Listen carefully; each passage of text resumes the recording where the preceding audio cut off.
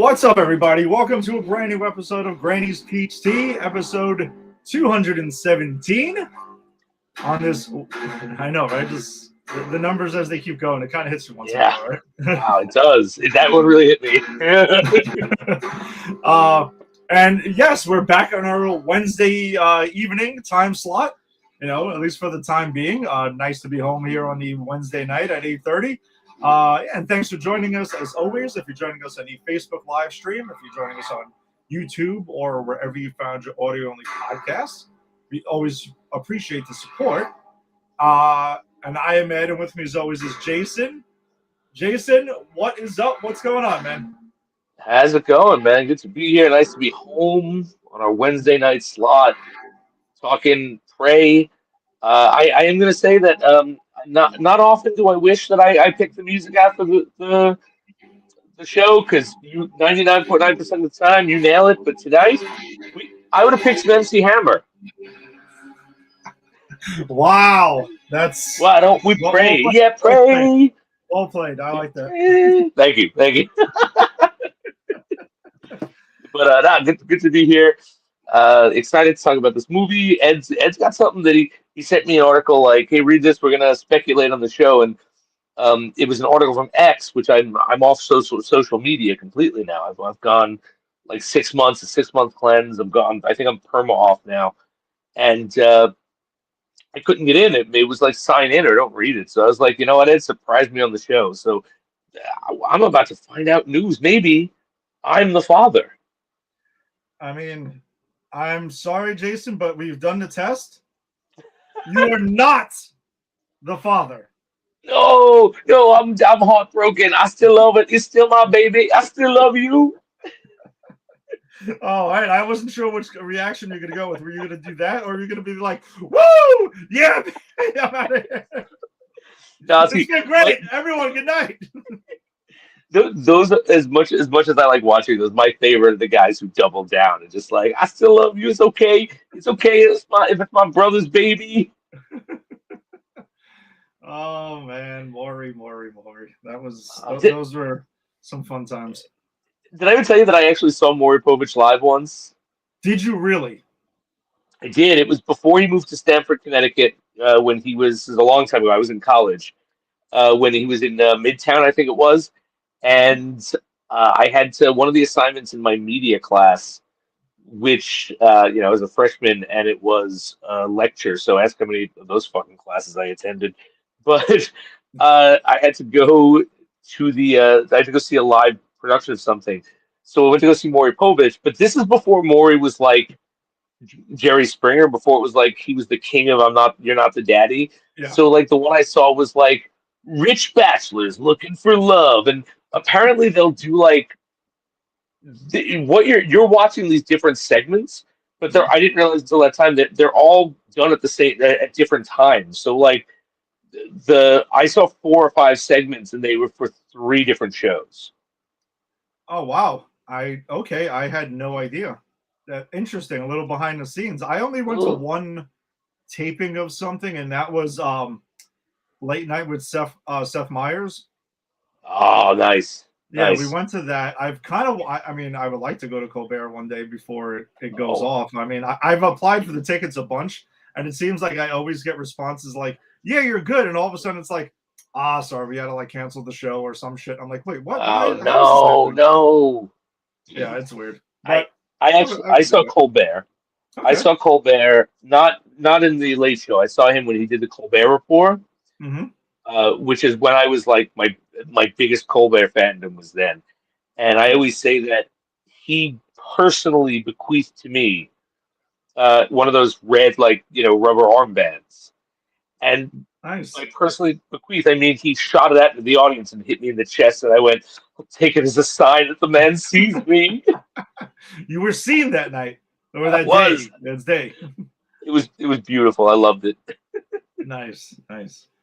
All right, so Jason had mentioned our rundown here, so let's kind of jump into it then. All right, so just earlier tonight, and it was, it was mentioned, it's been across the board. that's been here and it's kind of picked up some steam. But there's a report out there that there's some casting news regarding the Batman Part 2. What happened here? Oh, so there's a couple of new things on here. I don't know why it's setting a timer on this thing. All right, this is weird. I think the platform is saying that, yeah, this rumor has a short lifespan. It might be saying that. There's a lot of new things on StreamYard, a little inside baseball thing here. And like there's so many different functions now that I'm still like messing with them. And I guess I had a timer thing on it. So no, actually this report's been across Variety, Deadline, all the kind of like major trades here. That's there. No, it's not just like, moviepoopshoot.com or whatever the hell, like it is. It's none of that. What's the one we used to trash all the time in our first year? We got this covered. Who I haven't seen shit from them in years, so I'm imagining they finally went away. So if we outlasted, we got this covered, then mission accomplished. Yes. Last show, we're done. Pack it in. That's it. We're good, everybody. Good night. It's been real.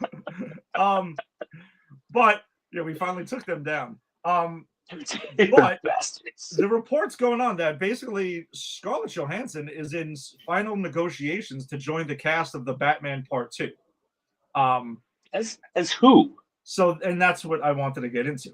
But the other interesting thing in this report is that apparently Zoe Kravitz will not be back as Catwoman, as Selena Kyle. Now, they're just saying she's not in the movie. Not saying that she's like, this is a recasting or she's being recast. They're just saying Selena Kyle is just not in this film. Now, the last time we saw her, she was going to Bloodhaven anyway. So I know I could imagine they would probably do some spin-off HBO Max series with her, which I kind of feel like that probably makes sense and maybe bring her back around. But that was noted in the article. So the speculation is there regarding who she's playing. There's not like a lot of information. And that's kind of what I wanted to chat about for a few minutes before we get into our movie.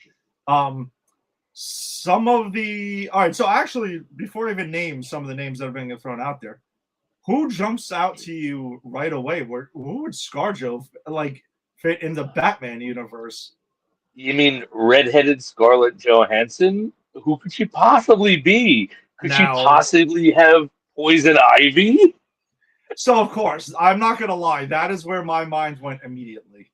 I mean, even if she's not like Poison Ivy, even if she's like Pamela Isley, an eco-terrorist in the vein of, and she doesn't have any of that magical stuff, I could see it.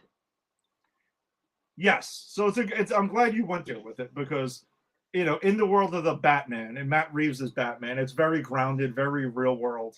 And yeah, I don't know if they're going to bring in supernatural stuff or anything. I mean, they could. Maybe we've seen that like, Iron Man started off kind of like mostly reality based in the original Iron Man. And then as time went on, us and Tony Stark revealed that there were other stuff going on in that universe. So they could go that route. I don't really know. But I think that it would be more interesting, to be honest, if Matt Reeves explored some of the quote unquote supernatural characters in a grounded way. Like that's really interesting to me. That's kind of like, in a way, that is what Christian Bale's movie does with the Joker, right? It takes us over the top comic book character and explores it in such a grounded way that he feels real. And then Matt Reeves does something very similar with the Riddler in his movie. So I would be all aboard, like, for a Pamela Isley. She's not part plants, she's not controlling plants, but she's an eco-terrorist. Okay, I can see that. I would be on board with that. Some of the other options, though, I did want to throw out to you and see where you thought with that, because it basically says that she could be playing, on one hand, a Bruce Wayne love interest, and again, this is from the article. Right, so she could be playing that, or there's some speculation that ScarJo, who has played so many heroes most of the time, that she does want to kind of like go the villain role this time, and that would be the twist of casting her to let her play like, so even though she's kind of done, what the hell was that movie when she's like the alien that's going around like killing people and stuff? It's not Species. It's what I forgot. Shit. Oh no, that's Natasha Henstridge. Species. No, Species is her, but like she did something kind of like that. Yeah, I don't remember. I can look it up in a minute, and we can pull up her IMDb. I'm sure it'll jump out to me eventually. So that's where possibly villain, yes, and because she mostly has red hair, and we've seen her as a blonde also though. So like I wouldn't, yeah. We don't. She doesn't have to be playing a redhead. No, she doesn't. But it jumped out. Yeah. No, and I agree. Like I said, my mind went there immediately as well. Yeah. And I think that would be cool. I like your idea of the eco-terrorist, and do a grounded version of Poison Ivy. The other ideas that are out there are she could be Vicky Vale. If she's gonna go the love interest route, if she's gonna play one of Bruce Wayne's love interest, Vicky Vale would be there. There's also a thing thrown out there that she could be the Phantasm. Oh, that would be fucking cool. I figured you would like that. Oh man, I didn't even think about that. But yeah, like a grounded fan, because Mess with the Phantasm actually is pretty grounded. Yeah, exactly. Exactly. It's actually very grounded and very deep, and yeah. Oh man, I'm not gonna lie, I would love that. I like ScarJo a lot. Yeah, so I think the reason that I kind of sighed when you said Vicky Vale is because I was like, ScarJo deserves a better role than that. ScarJo deserves, she can act. Give her things to do. Yeah, exactly. Yeah, I mean that was the other thing thrown out there. Somebody thrown out that she could possibly be like another, like maybe an adult version of like a Carrie Kelly type, and could possibly be Robin in this. Yeah, I think she's too old for that, honestly. No, well, that's what I'm saying. Like an adult version, like she wouldn't obviously be like the. And I don't know. I don't know how I feel about that one. I mean, it would be kind of interesting. I wouldn't be crazy about that one. I honestly, now that you said Phantasm, that's what I want. Nothing else. That's it. Poison Ivy's got shoved to the side, and that's it. Now you're in. Like if it's Poison Ivy, I'll be like, all right, I can at least take pride in that I called it. But if it's Phantasm, then we get Phantasm, and I love that movie so much. Yeah, so it would fit also with Matt Reeves, like wanting to dig into Bruce's past, like this Bruce Wayne's past a lot. Like the Batman was very much connected with his family and the Waynes and stuff. So we would get something like that. So that would be in that kind of vein, which I think is pretty cool. And also using a villain that has not been adapted previously. Yeah, and I mean that villain was created for that movie, right? Like that wasn't from the comic. Yeah, I mean, I don't know if he was made canon after that. I mean, it's possible that they. But like that was his first appearance, and I don't think like if you ask me to name you 10 Batman villains, I think they're gonna is in the genuine running for the next movie. The Phantasm wouldn't even be in my top 20. No, it was not on my radar absolutely at all. And we could be way off on this, and maybe maybe she is playing the female love interest, but will have like a big part. I don't know. That's also a possibility because we've heard rumors about like Mr. Freeze. We've talked about that here on the show like a couple of times where that would be kind of interesting. Maybe continue to play with the villains or the part of the Batman Rose Gallery that maybe hasn't really been done justice yet in live action.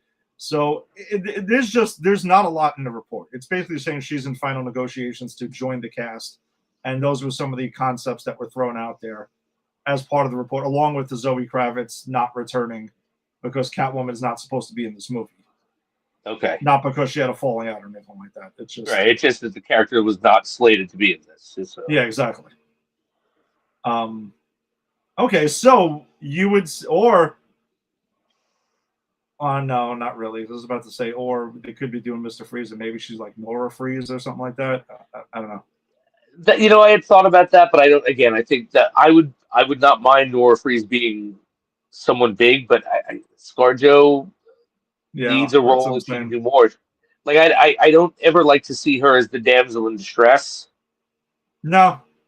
Like she's No. fucking Black Widow. Like after you see that scene with her, which we'll get to soon, Yes. in Avengers Prime, like that her introduction scene. From then on, that woman is the savior, not the damsel in distress. Oh, listen. After Iron Man 2, I mean, Black Widow has her role just keeps getting bigger and bigger Yeah. like in Winter Soldier. She was awesome in that, and in Yes. Civil War, she has a pretty good part in that too. But that was like such a huge ensemble that Yeah.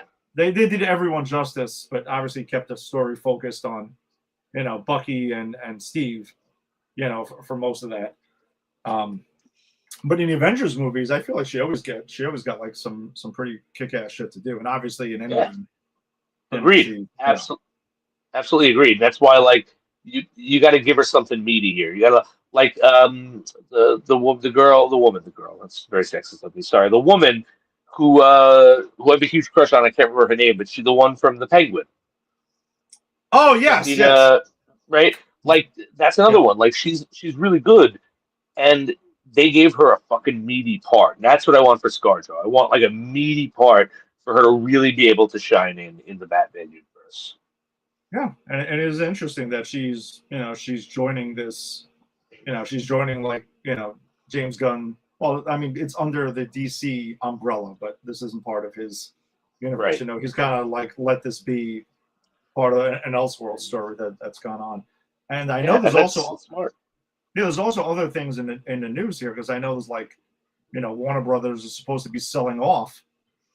Essentially, I mean, if they're going to be a whole entity or their film division, and as other studios are like battling it out right now, duking it out to see who's going to do that. So you got to also wonder, like, I mean, are they going to just let James Gunn and Safran like rock on with the DCU, or is someone else going to want, some other studio now going to want to have their own ideas? I don't know. I mean, Man, I'll be honest with you. If someone else comes along and cuts this and then starts again, I don't think I have it in me to watch another fucking round of DC movies. Like, well, no, like I don't think they would axe it. I think they would just like, you know what I mean? Like it seems like Zaslav, who's the current head of Warner Brothers, is letting Gunn and Safran kind of do their thing. He's not interfering. Just like hey, I hired you to do this, just do it. And that's kind of like with Bob Iger and Kevin Feige. Hey, right. Marvel's yours. Do what you got to do. You're under our umbrella. Do your thing. So I don't know. It's pretty interesting. So there's a lot of moving parts here. But as far as it goes with this, I mean, it's always good to add talent. ScarJo is one of the best actresses out there. So her joining that cast would be phenomenal, and very curious to see, when this becomes official and who the hell is she playing and how long are they going to keep this under wraps for. Same. So, all right. So then let's go ahead and jump into our movie of the week then. So if you've been with us for a minute now, you can see that we've gone on and are going through the entire Predator film franchise, and we've gone along. There's been some ups, some downs. It's all over the place, but now we've landed on this was the fifth entry into the franchise, right? Not counting the AVP movies because those are not considered canon, and we'll get into the reasons why that's thankfully correct and everything like that later on, because we'll see when we get around to the AVP films. But this was 2022's Prey, okay, which is an interesting film, though, that it came out in 2022. It was shot during COVID. It was delayed a bunch because of that. Yeah, this is a COVID baby movie. And also, this was Dan Trachtenberg's first entry into the Predator franchise, which now he's done 3 films at this point, but this was the original one. And this movie never got a theatrical release. It was dropped onto Hulu, straight to Hulu at the time. Like not everything was getting releases in theaters. Things were still kind of like coming back. And, Disney wanted to continue to pump up Hulu's catalog. So they had chose this film to make one of it. And I kind of remember like this movie was talked about existing. And then like during COVID, I felt like it got lost in the shuffle. And then all of a sudden, it was here, and I was like, okay, cool, a Predator prequel. All right, I'm in. I'm game. I remember watching this on Hulu, and it holds up. I rewatched it for I think this is the second or third time I've watched Prey, and this movie is pretty awesome. It is definitely one of, again, overall reactions. I'm gonna throw it to you, Jason, in a second, but like for me, this movie held up just as much. It's cool to see, it's always interesting when we're doing these things to see the ups and downs of a franchise week to week, and then I feel like we get a better idea to really compare and contrast to this. And after watching this again after Badlands, I thought was also really interesting because in my mind I couldn't help but to compare the two as well. And there's a lot to compare. There is more than I originally. I'm going to be honest, more than I remember there being, and I found that really interesting. But I had a blast with this movie. Again, glad we're two thumbs up all over. Like it's pretty awesome. So, Jason, this is the first time you've seen Prey. Yes, it is. Besides the text that you shared with me, I was like, I figured. What was your overall thoughts on this? I loved this movie. Okay. Loved it. Like this is, as the text I shared with you, this is how you fucking do a Predator sequel. This is it, guys. I mean, I thought the characters were rich. I thought it was such a smart idea to put it in the past. I thought the parallels between what we now know as the Yautja and the Native Americans and the European hunters was sharp. We're back to that sort of like the Predator has something to say, like we talked about in Predator 1 and even Predator 2. I felt that this movie could stand on its own. Like, if this were the only Predator movie I had ever seen, I still would have loved it. It was not banking at all on, hey, remember this movie you liked? And every other movie after Predator does that, even Predator 2. Yeah. But this was something wholly original that I feel like now that I've seen Badlands and I see this, there's a lot, and we'll talk about that, but there's a lot to compare. I feel this is kind of the proto Badlands. Like, he was doing this to explore some stuff he was going to use in Badlands. But I'll tell you this. I think I actually like this more than Badlands. Wow. Okay. All right. Okay. We're definitely gonna get into that. It's funny. After Angie rewatched this with me, and I asked her that question right away. We were like walking our dogs right after that. I'm like, so what did you think? Like, did it hold up? Because we both liked this movie the first time we saw it, and I still, like I said before, I still do. I think while there's similarities with this and Badlands, I felt Predator Badlands was a bit more of a fun movie than this, and I don't mean that like in a people just try to throw fun around now for movies to mean like dumb fun. No, not really. Like I mean like the genuine meaning of the word. Like you kind of go along with it. But I don't know. I think I might give Badlands the edge, but this movie. I don't know. Maybe I would give it I think I would give Badlands the edge, but not by much. Yeah, and I'll admit this. I don't think this edges out Badlands. It's not like I went, oh, this made Badlands look like shit. Yeah. It's just like I watched this and I went, wow, this was something. This was really something entertaining and interesting and heartfelt and it. Again, maybe if I rewatch Badlands, I'll have a change of heart. But watching it yesterday, I was like, I thought about it. I was like, I really love Badlands, and this doesn't take away from it. But I think because this is the director's for like playing around, like really playing around with reinventing the franchise. Yeah. and making it like this is our intermediate step between the Predator and the Predator is our main character, right? And I just having the human connection the way it was in this movie with the Native American character and her having this very rich arc and then bring the characters back. I love the characters in Badlands, but I think because these were very compelling human characters and specifically chosen to parallel the Yautja, that I think is why I liked it a bit more. Because I'm like, there's a bit more symbolism, there's a bit more like commentary going on here. Yes, I can definitely say that this movie, like you said, has the more human connection to it, which is why I think Badlands is a bit more like I use the term fun to go with it because obviously there are no humans in that movie, not Right. one single human. So And you can we kind didn't of need it. no, we didn't need it, and it had like in this one conquered the idea like since Predator, right? Like how to get the humans involved and to have a great story being told.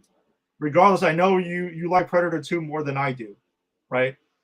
But I think it's safe to say we can both. I think we would both agree. Prey and Predator Badlands are 2 and 3 Oh, on for our sure. rankings for sure. Whichever way you want to go. I Yeah. mean, I wouldn't say this is. I still wouldn't say this reaches the original status, but this is. It's this one. You're right. There was a lot of parallels. There's a lot of storytelling that's going on here. This movie has more to say than Badlands has, which is fine. Like again, that's why I think they're very different Right. movies in tone. They are. And Badlands, has a bit more humor in it, and the quipping between Deck, and shoot, the synth character's name is escaping me right now. That torso woman. Yeah, it'll come back to me. But there's a bit more like quipping and going back and forth and stuff, and they like bust each other's chops a bit more and stuff like that too. Like even though like in this movie it's a bit more it's more serious, even though it has a couple Yeah. lighter heart moments with the brother and sister, but Ag- there's more of a serious tone. Agreed. Like Badlands is your fun popcorn movie, right? It's an Yeah, adventure. It's like a Star Wars type fantasy to the point where we're literally getting Star Wars imagery in it. There's nothing wrong with that, right? It was a really fun movie. I enjoyed the shit out of it. It is absolutely my third favorite Predator movie at this point. But I think the fact that this was doing something a bit more serious is what I think what really gets me. Like um, I think that was more entertaining. That was more fun than entertaining. That was more fun, but yeah, this was richer. And I think it depends on what you're looking for. If you're looking for something that's like, man, this is gonna be fun, hey, Badlands is where it's at. But if you kind of want like a richer story, then I would go with this. And I think it really is a matter of preference of what you want in these kind of movies. yeah. And I don't disagree with you at all. I think that's 100% well put on how to compare the two. Um, All right, so as far as it goes with also comparisons between these movies, so Prey follows members of the Comanche tribe here who, if I understand, there was a lot of research put into them and make sure there a lot of consultation to make sure that they got they were staying true to it, and like that in the So culture and happy everything like about that, that. which I thought was really cool. So it follows Naru and on Tabi. If I'm butchering the names, then I don't know. Sorry about that, but that's who it follows. It's a brother and sister, mostly around Naru, the sister, who's played by Amber Midthunder, who is basically like she is the woman in her tribe who wants to be a hunter. She wants to prove it. She's got the training. She just wants to be given a chance. And in their tribe, they have to go ahead and pass basically a test and taken down, are someone who is, basically they have to go hunting there and take something else big down. Like you mentioned, very much like the Predator in this movie. And what we know of the Right. Predators, they're dropped into situations. They have to go ahead and bring back their trophy. And that's where the parallels between the Yautja in this movie Yeah. and the Comanche go parallel in this. And we see a Predator in this movie who is dropped onto Earth here, way back when, and this predator, I think there's a lot of character development with this predator, even though this character doesn't speak at all. Like we get more, of the predator we've seen throughout most of the case before Badlands, right? Not speaking or anything. And again, he has no one to speak to anyway, so it doesn't really matter. And he's off on his own and he's hunting and he observes animals on this planet as they're hunting, and he takes down the one who's the bigger threat a couple of times, which I thought was fascinating. What I really liked about that was actually seeing the predator interact with other dangerous creatures on the planet that aren't man. You know what I'm saying? Mm-hmm. Like when he takes down that wolf, I was like, oh my god, they just killed a fucking dog.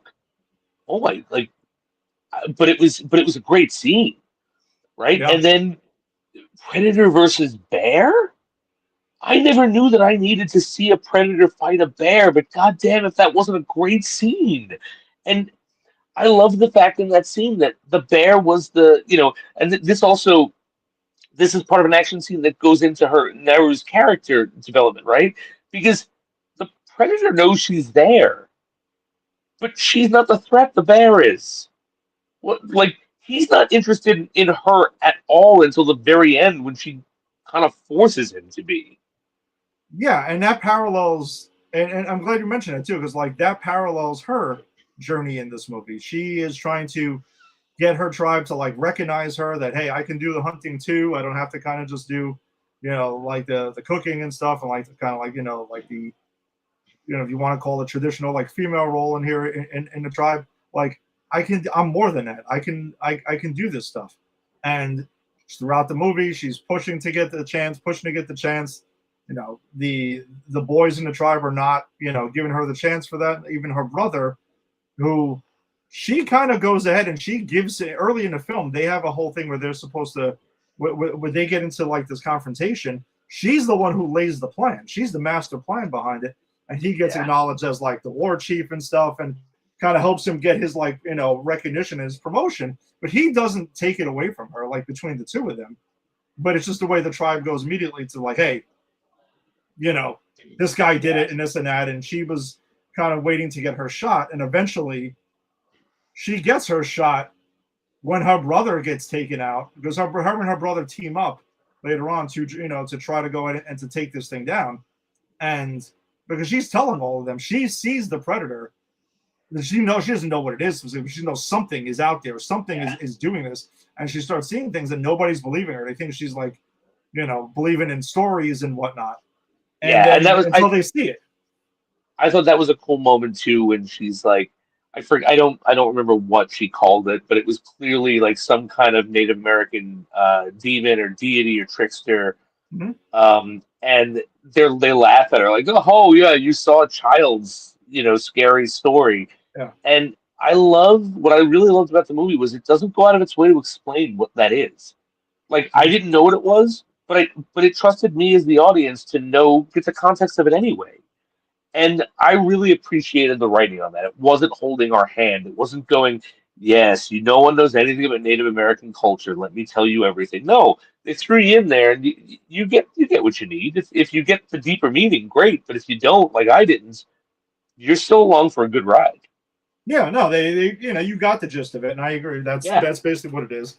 And her brother chooses to go ahead and be all right, listen, I'm going to help her out, and they team up, and then he gets taken down, by the predator, and he's all right, well, now though, but then the predator is still not taking her as the threat, and then like you said, she forces it upon the predator to see her as the next one he needs to take down, the next trophy, the next threat. And as whatever, she goes ahead and she takes down the predator at the end of the film, which in a way where he kind of sort of takes himself out in a way here. Well, yeah, I mean he does, which is fine. She outsmarts him. Yeah, but that's the point. It's and technically Arnold Schwarzenegger didn't take that predator out. He technically took himself out, right? Oh, absolutely. Yeah. And I also think that's a clever nod to the first one, I think. And also, I want to say clever nod because this movie gives you a clever nod to the two movies, but it does it in such a way you don't hear "get to the chopper." You don't hear, any of that. You hear, "Come on, what are you waiting for?" Well, there is one. Well, it's not in a bad way, but there is a very obvious nod to the original.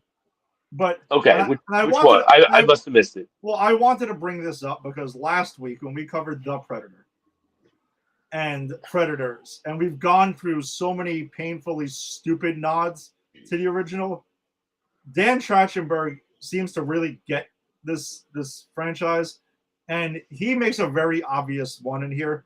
The two ones that really stuck, the really ones that stood out to me were number one. There is a mix. They do not rip off Alan Silvestri's original score. They don't try to remix it. They do a version of it where it's weaved in a little bit, very subtly, and that's it, which is cool. That's fine. I That's can go cool. with it. Yep. The other one though is when she's talking, when Naru's talking to Tabi, and they're talking about the Predator, and they're having a quick conversation, and she's like, "I don't know if this creature can be killed," and he turns to her and flat out says the line. He says, "If it bleeds, we can kill it." Okay. Yeah, I remember that. Which is fine.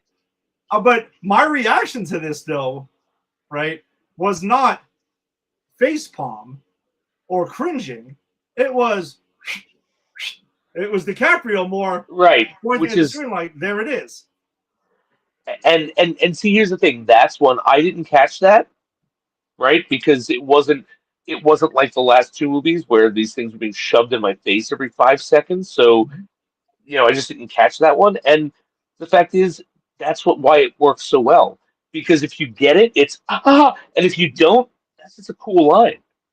It is, and it makes sense. Like it organically comes up Yes. in the conversation, and it's subtle and it's very obvious again to Predator fans, and that's fine. Again, this movie is the fifth entry in a franchise.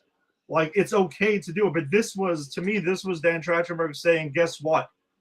We're going to make it's cool. We can make a good movie that has something to say, that has great action in it." Because we'll get to that. We can talk more about the action in a second, and we're going to do all this badass stuff, and we're going to give you a couple of quick nods to the original, and that's fine. You're here for that.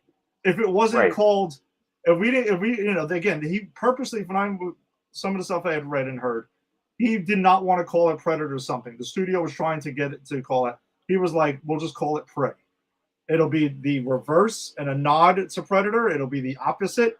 And the font in the marketing is obviously the Predator font. Because, yes, you still have to sell the movie. Like, you do. You don't have to hide it and make it a secret Predator prequel.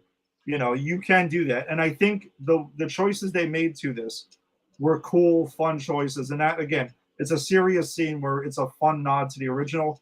And for me, they all worked in this one. Yeah. No, I agree. And they don't seem shoehorned or forced. And as you said, I didn't facepalm. Even the one that I caught where she was like, "Come on, what are you waiting for?" Yeah. I was like, and she doesn't try to deliver it like Arnold. Yeah. She just says it. It's like, yeah, as you said, these are lines that, okay, yeah, it's a nod to the original, but it makes sense in the context here, unlike what we've seen in the past. Yeah, because the last two movies, the last three movies, and again, let's be honest, the one in Predator 2 that pissed me off, and I think you agreed, it was goofy. It was stupid. It was stupid. I gave Predator 2 the pass because it was only one as stupid as it was, and it was the direct sequel. So I was like, okay, all right, fine. But you're right, it was stupid. This is the only one that's been able to harken back to the original in a way that didn't feel stupid. Yeah, this was the right way to do it. And agreed. And I still remember, like, after watching this, I was like, for the first time, I was like, all right, cool. This guy he's got it. He's got this thing. And I'm like, we need a Prey sequel. Like, that's what I feel like most fans are like clamoring for. And, this movie does, allude to that, because I don't know if you clocked it, but in the credits, there's no post-credit scene. I wouldn't call it a post-credit scene, but the, like, drawing artwork that's played through the credits. It recaps the movie quickly, but then also we see a ship come down with a bunch of predators, to go ahead, and they see, the tribe and stuff like that too. So that's where we get. This is where, again, it Right. connects to Predator 2 directly, because this is where the gun was picked up that is given to Danny Glover at the end of Right. Predator 2. And it comes from Yeah. this movie, which I thought was also a pretty awesome way to kind of reverse engineer that into there. So it acknowledged the first two movies in very smart, subtle ways. Yes. In clever ways. I 100% agree. And I actually love the gun bit. The gun actually does have a big part in this. Like, in the end, she caps this predator, this Yautja in the head Yeah. with that thing. Like, I mean, that's pretty awesome. But yeah, no, I agree. I think this movie was so good, and I think part of what made it so good was just to go back to the characters of the sister and the brother. Mhm. Like, we talked in the Predator about the characters having these real stakes when they lose each other. Yeah. And I'll admit, like, there's not real stakes for every one of these characters, right? Like, some of them are kind of arch characters, like when she's being brought back and they're kind of roughing her up before the predator gets there. Mhm. But between her and her brother, I think that's the point, right? That's that familial bond that they're exploring in the Band of Brothers in the first one, and Mhm. this is a brother and sister. And what I really liked about their relationship was, as you said, they care about each other. Like, she goes out and puts herself on the line because she knows something's out there and she doesn't want her brother being killed. Her brother consistently gets her brought out on these missions so she can prove herself, and only says no, stay home, get out of here, when she almost gets killed, and that's more out of worry than out of anything else. Yeah. And then at the end, when he's like, it's going to see, it will see me, I'm at the end of this now, it will see me as the threat, run. Like, Yeah. even that moment of self-sacrifice, like, you buy the weight of that. You buy why his death forces her to kind of hone what she's going to do and become really focused. And just the fact that they are trying to successfully recreate the emotional bonds of the people being killed in that first one, and doing it on I think a way that kind of elevates it. I can't say enough how much I love this movie. Yeah, that is definitely a lot of the ways I felt like that was why this prequel works so well, and compared to the failed sequels that we got, since the original, is that we have, even again, I don't mean to, like, me and like we're just gonna I'm trying to bang on Predator 2, because I've admitted, like, I've liked it more than I did originally this time around. But that movie also suffered from the group of people or main characters that we didn't really fully give a shit about, completely. This movie, Right. even though it really focuses on two, right? We care, like you mentioned, we care about the loss. We care about their connection. They do establish the Band of Brothers thing, but it's not like the Predator goes and like hunts them down little by little. But we also get like, I thought it was interesting too. Like, and I know it's not like officially they said that like there's some sort of connection with Billy from the first film with these characters. It's not like, these are his ancestors or something like that, which I Right. kind of would have been like okay with if they decided to, Uh, but they didn't. Like, because then we never really knew that much about Billy anyway to Nah, go into we that. didn't. But I But don't think that information would have made this movie better. It no, just would have connected it to the other movies, and that's why I'm glad they didn't do it. yeah. Now again, if you want to, fan theory it, whatever. But like we did get kind of like what that showdown would be, because obviously there's no like big minigun in this movie, or things like that. Like it is like, just fairly basic weapons used one on one to this, while this Yautja has some deadly tech, but you can Yeah, see it's obviously like for the Yautja, this is like slightly different tech, right? Like even the shoulder cannon. If we see the dots like you see in the poster behind us, right, on her eye, you see, like that does lock on, but it launches out these like arrow type things. It's not like an explosion. It's not blowing holes through people Yeah, or anything like that.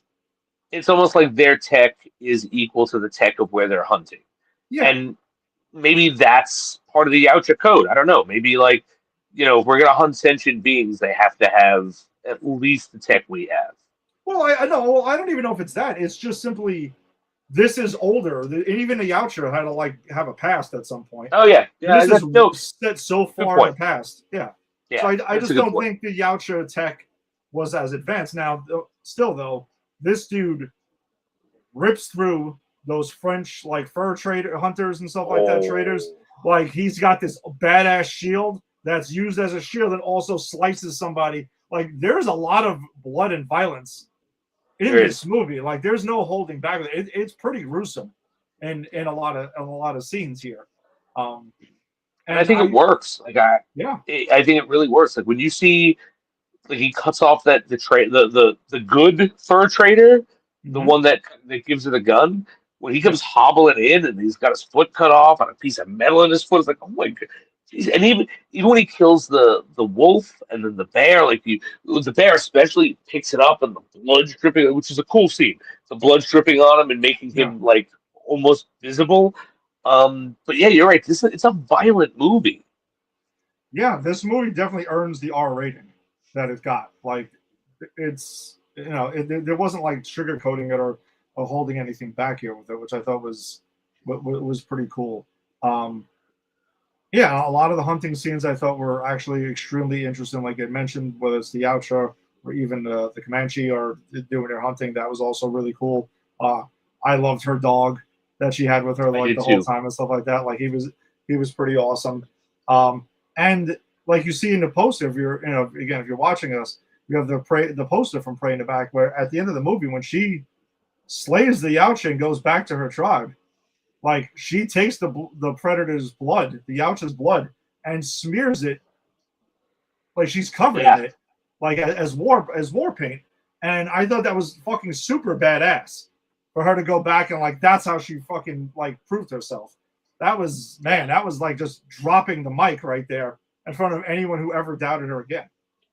I agree. I mean, look, she took out the baddest thing on the planet. And I also like that when she comes back, she's like, something's coming, we gotta move. She's the war chief now. And she's earned it. And I want to say, and I know anyone who watches the show, has watched the show for any number of times, know that I love when the conflict is ended through intelligence. And if you remember, my biggest critique of Predators, the third one when we did it, was how come we don't see different styles of hunting? And that's what this was. She wasn't the get in your face hunt you type. No, you'll kill her if you do that. She's the smart, tactical, I said traps type. And watching a Yautja have to deal with a different form of prey, a different form of hunter, right? A different form of predator. I thought that was so fascinating, and that's why I think at the end she sets this thing up fucking like post haste. And you're right, it kills itself because she kind of sets it up to. Yeah, that's fine. And then Spider-Man does it all the time. That's true. That's true. So does Batman. Batman's like, I can't kill you, but I can not save you after I've set up a very elaborate way where you will be murdered. Yeah, not a murderer, but like I'm gonna set you up so you can kill yourself. That's fine. That's okay. That's okay. I'm Batman. I run the Catholic Church. I don't mind suicide if that's what you want to do. There's also another scene in this movie where she sorry, her name was where Naru is there and she's in that quicksand, in that mud where she's like hit. Dude, I'm not gonna lie. Every time I've seen this movie, I don't know what it is. Maybe I have some fear of that, but like that I didn't really know about. But like when I see it bothers me a little bit each time where she's struggling to get out of it and just keeps going and going and she's trying to throw the axe, which is, by the way, is a badass weapon I wanted to mention of hers. But she has the rope and stuff like that. And they try to talk shit about it at first. How do you Like, talk shit about that? yeah, that's When pretty she's badass. training and Yeah, she's like hits the tree, pulls it back, bang. hits the tree, Yeah, pulls it back. Like, no, that's fucking awesome. yeah, that's sick. But when she keeps throwing it there, it's kind of like a batarang that Yes. isn't catching on right away, and she has to keep going and keep going. And she eventually gets out. One thing I did learn though is that so apparently because of the nature of her being covered in it and being dirt, like they had to kind of do that in almost one take because of that, and her trying to get out. And basically, Dan Trachtenberg was like, they filmed the scene and was like, "Well, try to get out now." And you could see in her face like she wasn't totally acting, like she was struggling to get out of it.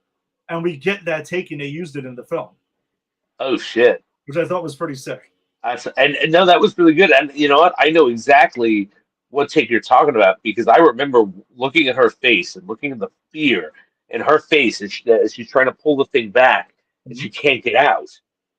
And I was like, oh wow, she's good. And she is good, but that was real fear apparently. Yeah, apparently. So I thought that was really cool. Something with a little behind the scenes thing, again, like kind of doing a little digging on this film and a production of it. So I already know what your reaction is going to be, and it's going to be hilarious. Okay. This film was actually in the works for a bit. That was in here, like a Predator movie in the past, and different. And Dan Trachtenberg was like trying to push this thing for a while, and it kind of was sitting around, and then 20th Century Fox got sold to Disney, and still kind of like sitting around and collecting dust. And so they decided, like, obviously we have something here. All right, let's give this guy who made his pitch, a shot. And again, we've talked about this. When Disney bought 20th Century Fox, 20th Century Now Studios, they were gonna go after the IPs and use them. They weren't just doing it just for the Fantastic Four and X-Men, which some of us want to believe that, but it was a little bit more than that. No, it was they want to control every ounce of media so they can shape the way we think. And you know what? God bless you, Mr. Mouse.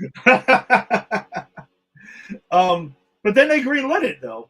They greenlit it and decided to go with this. But this movie, technically, production was going on while the Predator was filming. There you go. There it is. There it is. That's the reaction I was looking for. Then why? Then why did any of us waste our fucking time with that circle jerk movie called The Predator? Why? It was already too far down the line. This was in the pike. The actual we could have gotten this instead. Which meant we might actually have another good Predator movie under our belt instead of that snappy fucking ass white garbage, The Predator. I hate that. Like I hated that movie. It's pretty upsetting. It's pretty upsetting. So I thought that was really interesting. So that's that is.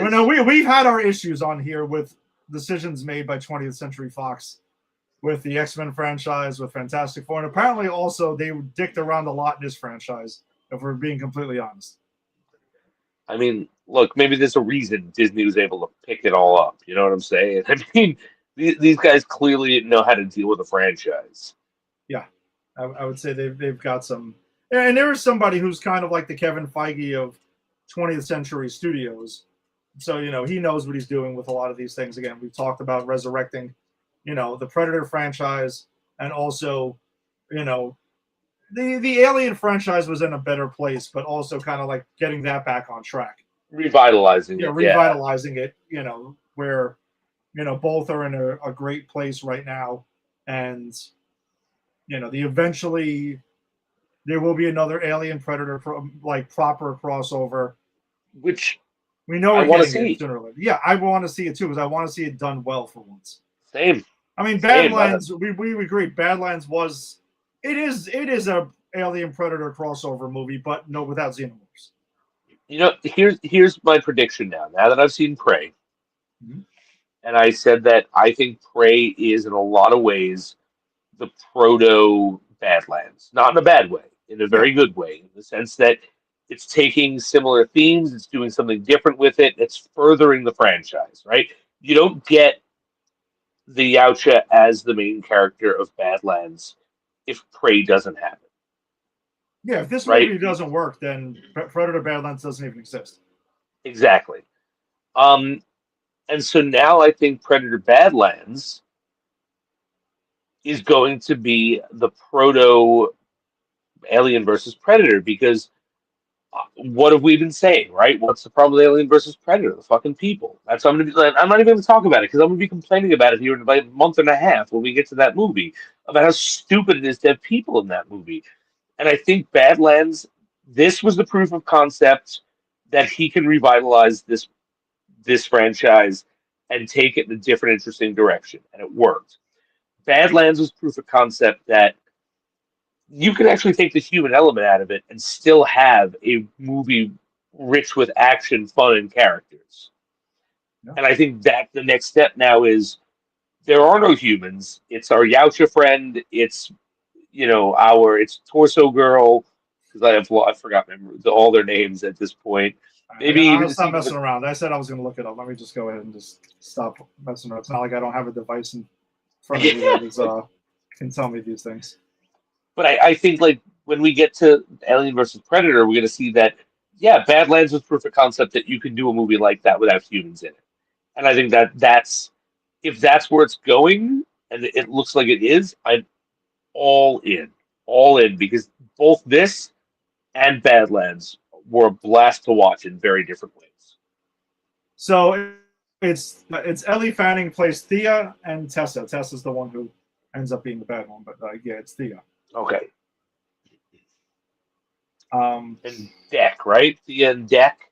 yeah, Deck is the outro and Predator Badlands. So we've got everyone around there. Yeah, and this movie also takes it back to, well, at the same time, again, not rehashing Predator, also successfully takes it back to, Yautja versus human in a hunt and a showdown there and stuff like that. And you're right, it does more parallels with it. And again, you take out the goofy quipping, you get to take out a lot of the other nonsense that kept on getting tried, attempted in the other films. Give us characters we care about again, and bang, successful Predator movie returns. Right. And the action was still good.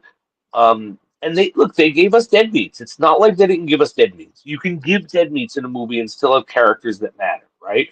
Like every one of those French fur trappers were just varying forms of dead meat, right? But they were people you could take pleasure in watching it killed, considering how they treated Nauru, and even the same to do with the other Comanche that get killed, right? They get killed because they're arrogant. They don't take her seriously. The predator fucking kills them. And before I forget, because I almost forgot to mention this, another thing I loved about this movie, the fact that it is doing like again going back to an allegory type thing, right? Like the Yautja, I think, in this movie represents the European invasion, right? Like, and not just but the future, because he doesn't. The Yautja doesn't just come in with his, sort of better weaponry, and he fucks up the landscape. He kills a bunch of animals, and then kills some of the people. But he also takes out the trappers because the future of the colonial movement that's coming is going to wipe out everyone's way of life for progress. And I don't know. I think this movie is smart enough to be doing that purposefully. Yeah. No, you're right. All right. So, anything on Prey before we tidy up things and wrap this up? Um, Is there any talking points or anything you wanted to hit? Anything else? No. No. I think I'm good. But I do love. Oh, I did want to say one more thing. I do really enjoy. I did appreciate the way they portrayed the Native American culture. I find usually when I watch things that portray Native American culture that are written by white people, and that's not a slight. It's just if it's not written by someone who's lived it, there's always a lens, right? There's always the possible disconnect, and I find that even well-meaning media that depicts Native American culture, I find kind of infantilizes it sometimes, makes it more mystical, makes it, like, and I think I talked about this with Kahori in the What If, right? It's like, what if the Native Americans got the secret of all powerful godlike power? Oh, well, no, they would just make things fair. And it's like, no, they wouldn't. They would do what any other human being at that time would have done. They would have fucking crushed them. Everyone else, right? But this movie doesn't do that. It doesn't infantilize them. They are real people in real situations. And though they are in a vastly different culture than us, we still can understand and relate to the emotional aspects of what they're going through. She wants to fit in and prove herself. Her brother wants to protect her.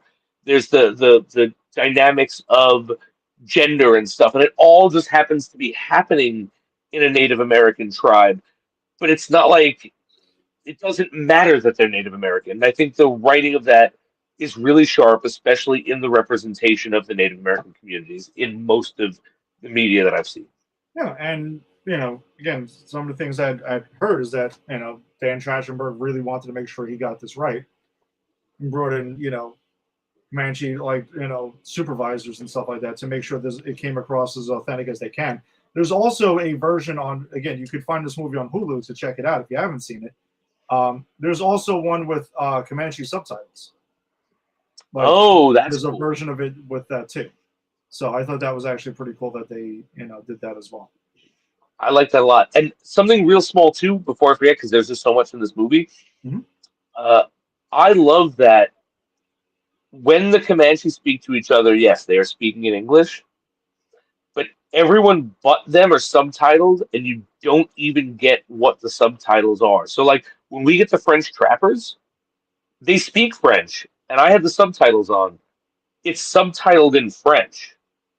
Nice. And I thought that was a cool moment because what that is telling us is the Comanche aren't speaking English. We're doing this so you don't have to read.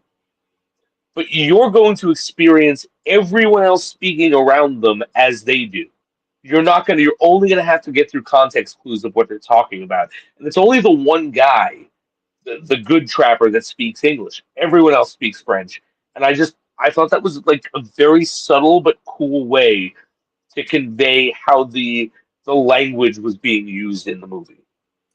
Also, though, that's another thing that we can draw a parallel to Predator Badlands, because remember, we also lauded that movie for having a clever way of not having the Yautja speak English, to us. There was a way, of having Tessa go ahead and Thea go ahead and use the universal translator. So therefore, it's like, hey, if you're listening to my voice, you're going to hear it in a language that you like. So, audience, when you hear this, wherever part of the world you're watching this, boom, you're getting it right there from where it is.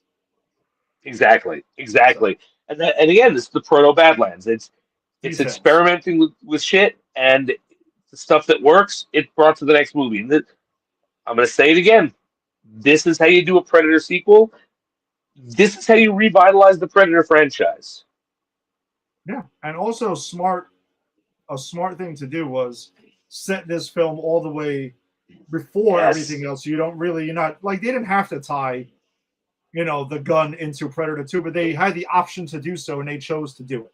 It was peppered in there previously, and it was like, hey, screw it. We'll do a fun thing and tie it back into that.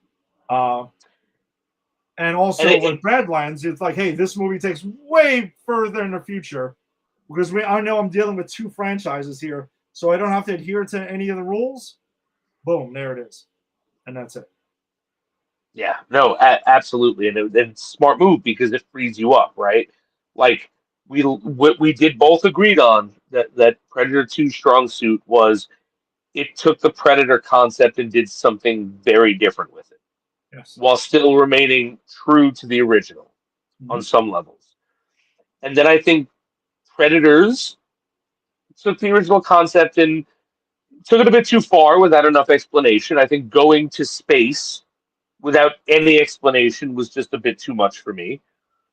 The Predator was hot garbage that I wouldn't wipe my ass with. I'm not even going to dignify that fucking movie with the many things that didn't work about it. But here they are going, you know what? We're going to reinvent this. We're going to take the Predator. Look, they existed whenever. We're going to take them and we're going to throw them against Native American warriors. And that opens up with what we're going to cover next week, I'm sure, is the next movie on the docket with the cartoon, right? Yeah. Where it's like predators throughout history.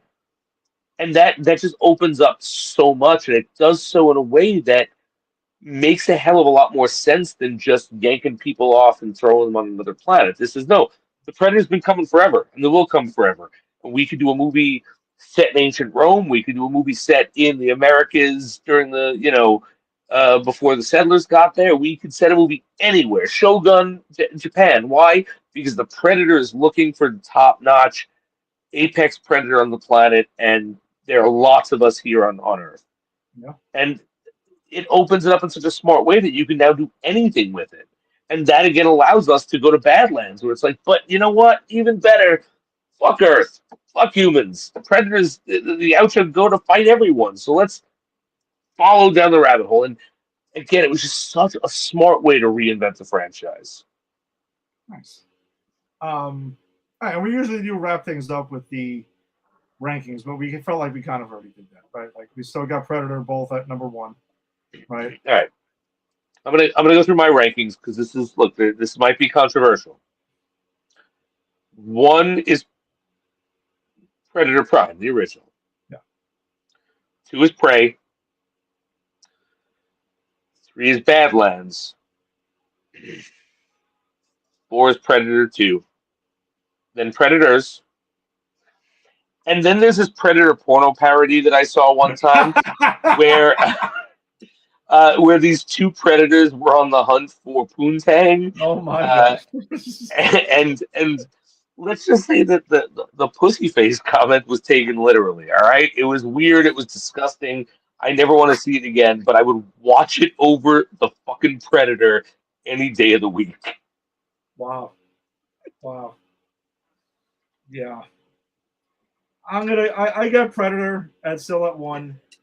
I said Badlands, I would probably go as Predator. Badlands would probably be number 2 for me, by a smidge over Prey, a smidge. Yeah. And again, I think it's subject to change. Like, who knows? I think they are both equally good movies. It just depends on what you're in the mood for at the time you're watching it. Yeah. And then after that, Predator 2 is probably after that. Oh, I said yes. Predators is after that, and obviously The Predator is dead last, and that's, well, I don't know. We'll see. I don't want to say. It depends on what we decide to do with AVP. I think it would be fun is where we can put AVP in each rankings of each franchise, and then we just do it separately and see where it drops in, since it's not considered canon to either one of them.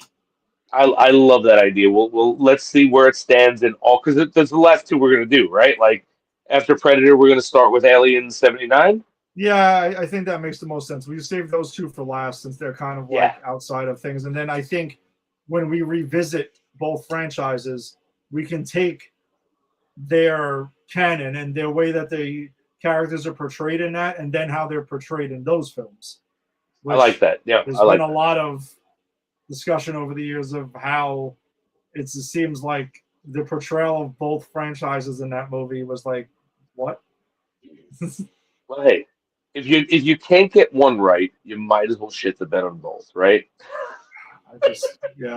Man, Aliens versus Predator Requiem. I don't think I've ever seen that. I mean, the one thing I will say about it, again, without going into that before we wrap, is you might have a hard time seeing anything in that movie. Oh, man. And it was apparently by design, and a very poor design. There's basically, it's almost like the crew was like, hey, let's just start shooting, and we forgot to bring lights with us. Because it's difficult to decipher what the hell is going on in a lot of things in that movie. It's very weird. All right. It's really bad. That's going to suck. All right. But you know what, though? That's for future me to deal with. Present me, just got to watch and talk about Prey. Exactly. That's 2020. Hey, that's not even until 2026. That's probably like February or something like that. We got to way down the line. Oh man, so far, man, things will change so much. But right now, I think we'll pray. Yeah, pray. We'll pray. Yeah, pray. You got to pray just to make it today. Wow, it's such a missed opportunity on my part. I apologize to everyone for that. That sucks. No, you're fine, man. That's stupid. Whew. No, it was gold. Gold, Jerry. Gold. Oh man, that was something. Yeah, I guess too. Before we wrap, by the way, did you watch Stranger Things season 5? The 4 episodes that were released. I have not, but I know that they're dropping. Things, right? I watched the first 2 seasons, maybe 3 seasons. Oh, okay. And then what happened was like what always happens. Like when you take 2 years to put a show out, I stopped caring, and it's hard for me to get back into it. So I did the whole. I liked it. I'll wait till it's over, and then I'll binge watch the whole thing. So, which means after the new year, when they drop the last one, there will be a little catching up with Mr. J coming up on the show as I go through my Stranger Things rewatch or watch. I basically watched, and and anyone who follows the show, and Jason, I'm not a binger. Last Saturday, I watched 3 of the 4 episodes, and then I watched episode 4 the next day. I was completely locked in. Wow, is that good? Yeah, and I've students say the same thing. They're like, because it came out over the weekend, right? It released the night before Thanksgiving. All right, and I had a bunch of my kids say, yeah, I started it the night of Thanksgiving, and then I was done by the time we got back. Like they literally watched the whole thing in like a day or 2. Yeah, I would be surprised if you didn't get sucked in like that, because that's what happened with me. Like I would have kept going, but I was getting kind of late, and I'm like, all right, I don't want to. I started watching the 4th episode, and then 10 minutes in, I felt my eyes getting heavy. I'm like, nope, stop right there. I'm coming back tomorrow. In the morning, I walked my dogs. I did my thing in the morning. Wow. I was like, all right, Stranger Things, let's go. Wow. All right. Yeah. Cool. I can't wait they're releasing the finale in theaters on New Year's Eve. Oh, wow. Okay. That's cool. It was tempting, but then also everything got sold out like that. Like this theater, all showings are sold out, like gone in a blink of an eye. Yeah, and also it would really be awkward, the amount I usually drink on New Year's Eve, for me to do that in public while I'm watching Stranger Things. Yeah, I was also kind of like, all right, there's a New Year's party I'm going to want to participate in, so I'm like, yeah, all right, whatever. I'll watch it on Netflix as I watch the rest of it. It's fine. Exactly. Yeah, but I am excited to. An event, though. Oh, I think that's awesome. I think it's absolutely awesome, and I'm not going to lie. I'm excited to. Once it's finished, I'm excited to do the watch. I've heard so many good things. I can't wait until 12-year-old Millie Bobby Brown walks out as a 20-year-old woman. They do a jump, right? Like they age. Something tells me that this is not going to be the last we see of Stranger Things. These characters again. Like I have a feeling there will be some sort of revitalization down the line or something like that, because the thing is, the popularity of the show, it was like the 2nd biggest premiere in the history of Netflix already. Wow. What was the first? I don't remember. I didn't read the article. I know they just announced yesterday or today that it was like the 2nd biggest. It may have been like its own thing or something like that, like in the past. So Stranger Things, I feel like it's probably still like one of their it was one of like the OG Netflix shows, right? And yes. Yeah, so and they've had a lot of good shows from now. I may not love their movies, their Netflix original movies, but TV series they usually get right. I agree. That's their strength. I agree. So, all right. So then that wraps it up for us then this week. Thanks for joining us as always. If you joined us on Facebook, be sure to check out Granny's PhD's Facebook group where we share a bunch of stories like the ScarJo story with Batman. that shared earlier on the thing. We got a little chat going. Bert was dropping in some comments there. We having a little conversation about that. I used it as a tease for our show tonight, to get that because I didn't want to let all of it out, but we're going to go ahead and get back to that. So you can join the conversation there. If you're joining, check out Pop Culture Pros and popculturepros.com because that's who we are presented by. If you're joining us on YouTube, subscribe to Pop Culture Pros, and wherever you found your audio-only podcast, subscribe. As Jason had teased earlier, we will be back next week for completing the Predator proper run with Predator Killer of Killers, which was Dan Trachtenberg's second Predator film that was also dropped direct to Hulu, but that was this past summer. And that's an animated film that it runs about, I think it's actually slightly shorter than this. It's not drastically shorter, but it's like 10, 15 minutes shorter than Prey was, because Prey is an hour and 39 minutes. It's a quick hour 39. It goes fast. It does.